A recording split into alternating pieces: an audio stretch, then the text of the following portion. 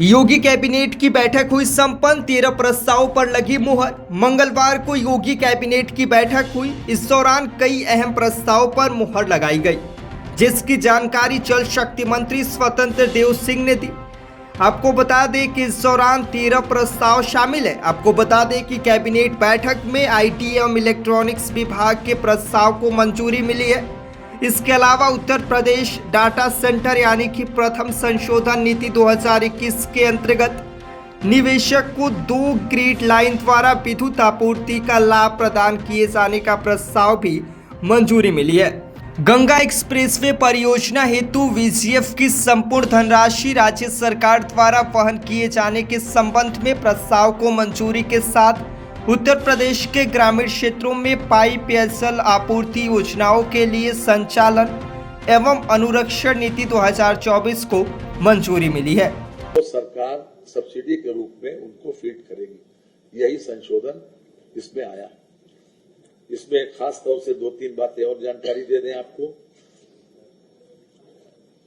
कि 7 नवंबर 2022 द्वारा Uttar Pradesh data centre प्रथम संशोधन नीति 21 पर सूचित की गई थी। राज्य में 900 मेगावाट डाटा सेंटर उद्योग विकसित किए जाने, राज्य में 29,000 करोड़ रुपए के निवेश और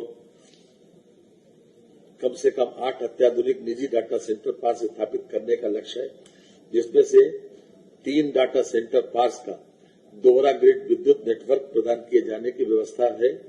इसमें उत्तर प्रदेश डाटा सेंटर प्रथम संशोधन 2021 में सूचना के पश्चात राज्य में स्थापित प्रथम 8 डाटा सेंटर पार्क का दोहरा ग्रिड विद्युत नेटवर्क प्रदान किए जाने की व्यवस्था है।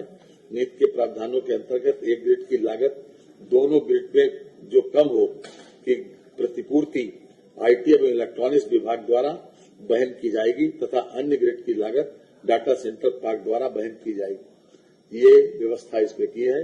चूंकि ये छूट की बात थी, इसलिए मंत्रिपरिषद के समक्ष प्रस्ताव लाया गया और बाकी तो व्यवस्थाएं संभव हो सके, इसके दृष्टिगत जो हमारे उत्तर प्रदेश राज्य पर्यटन विकास निगम के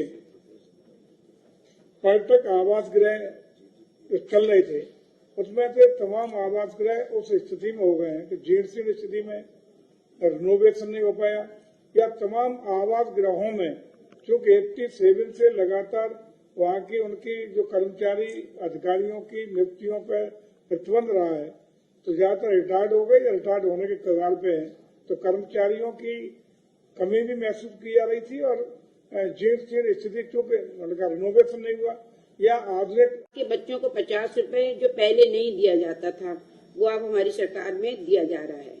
6 और 7 के बच्चों को 50 रुपए प्रति माह और प्रथमा के ही कक्षा 8 के बच्चे के लिए 75 रुपए प्रति माह देने की व्यवस्था की गई है।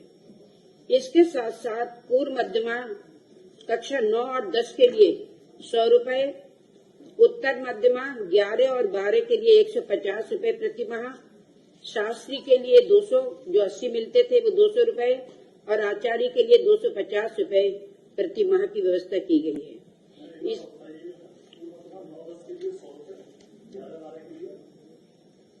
पूर्व के अभी 9 और 10 के लिए 100 रुपए, उत्तर माध्यमिक 11 और 12 के लिए 150 रुपए।